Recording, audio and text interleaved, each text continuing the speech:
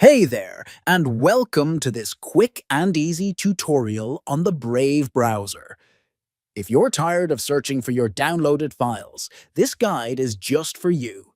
Today, I'll show you how to change the default Downloads folder in Brave to any location you want in just a few simple steps. First, open the Brave browser on your computer. Next, click on the three horizontal lines in the top right corner of the window.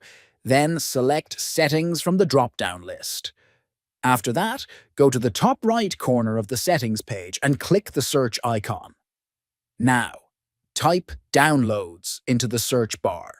Scroll down until you find the Downloads section in the settings. Click the Change button next to Location. Choose the folder where you want Brave to save all your downloads. Finally, click Select Folder to apply the new download location. That's it. Your downloads will now be saved to the folder you selected. Thanks for watching. Changing the download location is a simple trick that can save you time and keep things organized. If this helped, don't forget to like, comment, and subscribe.